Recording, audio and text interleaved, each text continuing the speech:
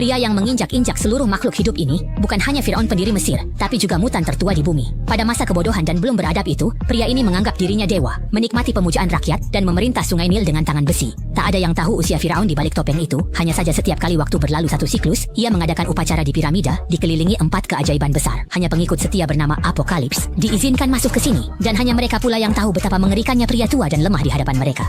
Demi menyenangkan tuannya, ksatria kematian susah payah memilih tubuh regenerasi. Setelah kesadaran Apokalips mengambil alih tubuh itu, ia memperoleh keabadian yang diidamkan banyak orang. Puluhan ribu tahun, ia memakai transfer kesadaran, bukan hanya untuk hidup abadi, tapi juga merampas kekuatan super inangnya, dan menumpuknya tanpa batas pada dirinya, menjadikannya hampir tak terkalahkan. Setelah semua siap, upacara dimulai. Dengan aba-aba imam besar, sapi dan kuda di kota menarik tali sekuat tenaga, perlahan membuka 3 tirai, yang menutupi puncak piramida.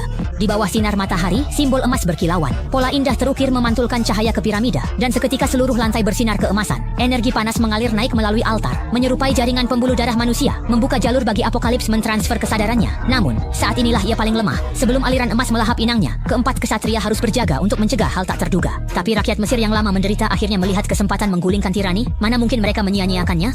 Pengawal yang bersiap cepat menarik tirai, lalu memukul hingga patah tiang kayu penyangga batu raksasa. Batu ratusan ton meluncur deras di lintasan, dan pemberontak yang bersembunyi di aula segera mengunci pintu rapat untuk bekerja sama. Peristiwa ini langsung membuat marah keempat kesatria penjaga ritual. Mereka segera mengerahkan kekuatan super, menguliti daging dan darah musuh. Namun, pengawal sudah siap berkorban. Meski tubuh mereka hancur, mereka tetap bertekad menumbangkan tiran demi kedamaian Mesir. Tapi, bagaimana manusia biasa bisa menandingi para dewa?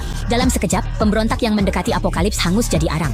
Untungnya, pengorbanan mereka tidak menghancurkan piramida, memberi waktu tambahan. Batu raksasa yang kehilangan penyangga mulai runtuh dari dalam, membuat penonton di luar ketakutan dan lari. Saat piramida ambruk menggelegar, batu-batu besar terus berjatuhan di aula. Hanya tersisa satu pejuang yang bersembunyi di tempat tinggi menunggu kesempatan. Proses transformasi memasuki tahap krusial. Demi melindungi tuannya, seorang pria menahan batu besar dan melemparkannya. Namun 2 orang lain terkubur di aula. Kesadaran Apokalips perlahan berpindah ke tubuh inangnya. Wajahnya berubah drastis, dan tubuh tuannya mulai membatu. Di saat genting, pejuang terakhir melompat turun, berusaha melancarkan serangan mematikan. Tak disangka, ia dihentikan Death Knight yang mencengkeramnya di udara. Tubuhnya dipelintir seperti donat. Saat batu besar menghantam pilar terakhir, piramida ambruk menggelegar, mulai runtuh ke tanah, dan puncak piramida emas murni jatuh. Sementara altar Apokalips terjun ke jurang. Dalam situasi kritis, Death Knight melakukan upaya terakhir, mengerahkan kekuatan super, melepaskan zirah dari tubuh Apokalips yang jadi cangkang kosong, lalu menanamkannya ke tubuh inang muda. Ia memakai sisa energinya membangun perisai pelindung bagi tuannya, mempertaruhkan nyawa demi melindungi sang tuan, dan akhirnya menahan batu-batu besar yang berjatuhan, menyambut kematian tanpa penyesalan. Berkat pengorbanan Death Knight yang rela mati demi tuannya, Apokalips selamat dan terkubur di bawah tanah, menunggu untuk terlahir kembali. Meski ribuan tahun berlalu, para pengikutnya tetap tersebar di dunia. Demi membangkitkan tuan mereka, mereka menjelajahi Mesir, dan akhirnya menemukan reruntuhan piramida kuno. Saat sinar matahari menembus gua dan menerangi kegelapan, simbol emas yang lama terpendam bersinar kembali, memicu aliran energi vital yang menyebar ke bawah, dan menyelesaikan ritual kebangkitan Apokalips. Namun, setelah 5.000 tahun menunggu dan akhirnya terbangun, Apokalips belum sempat berpikir, matanya langsung memutih, dan ia segera mengaktifkan kekuatan supernya. Dalam sekejap, batu besar yang menindih tubuhnya terangkat ke udara, membuat bumi bergetar. Para pengikutnya yang melihat situasi memburuk segera mencoba melarikan diri dari gua, tapi terlambat. Setelah Apokalips selesai mengumpulkan kekuatannya, ia menghilang. Reruntuhan piramida kuno dan para pengikutnya kembali terkubur di bawah tanah. Namun, menginjakkan kaki di tanah kelahirannya tidak membawa rasa akrab bagi Apokalips. Segalanya terasa asing. Kota yang dulu makmur dan gemerlap kini kotor dan kacau tanpa ketertiban. Para mutan yang dulu dipuja bak dewa kini harus hidup mencuri dan bersembunyi. Ini benar-benar penghinaan terhadap kekuatan super. Namun, Storm dari keluarga miskin sudah terbiasa mencuri. Ia segera berbalik dan lari ke gang, berusaha menghindari para pedagang. Di saat genting, Apokalips berjubah muncul dari belakang. Ia bahkan tidak melirik sekelompok orang itu, langsung bertanya pada Storm siapa yang menguasai dunia. Melihat Storm diganggu para pedagang hingga tak bisa menjawab, Apokalips hanya dengan sedikit gerakan jari langsung mengendalikan pasir kuning dan memenggal beberapa kepala. Para pedagang ketakutan melihat pemandangan itu, sampai popok mereka basah, dan mereka terus memohon ampun. Namun, Apokalips tidak memberinya kesempatan hidup. Dengan kekuatan pikirannya, ia langsung menanamkan pria itu ke dinding. Melihat kejadian itu, Storm terkejut dan takut, tapi karena Apokalips setelah menyelamatkannya, ia tetap membawanya pulang untuk beristirahat.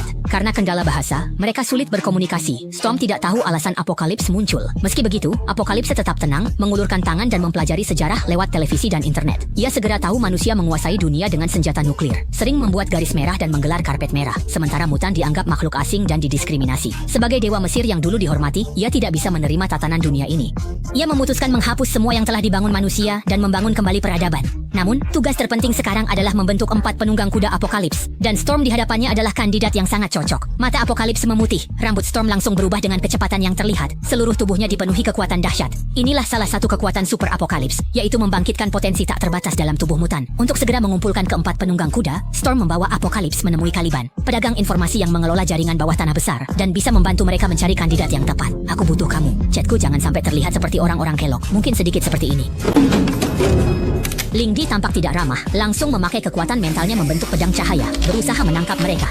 Namun, lawannya hanya mengucapkan beberapa kalimat singkat, dan Ling Di langsung merasakan kekuatan mentalnya diperkuat, pedang cahaya di tangannya jadi makin kokoh dan kuat. Sebagai balas budi, dia bersedia gabung dengan Tian Qi, juga mengenalkan malaikat yang pernah menaklukkan 1000 orang di arena bawah tanah. Tak disangka, pria itu malah kalah telak di pertarungan terakhir, tampak benar-benar seperti pecundang. Melihat itu, Tian Qi kembali memakai kekuatan supernya, bahkan dengan tubuh manusianya yang menderita. Ia menjadikan sayap malaikat rusak itu sebagai bilah baja tak tertandingi. Dengan satu ayunan tangan, ia menambah serangan jarak jauh, langsung memaksimalkan daya hancurnya. Sekarang hanya tersisa satu ksatria terakhir, dan Tian Qi akan mengaktifkan mesin kiamat.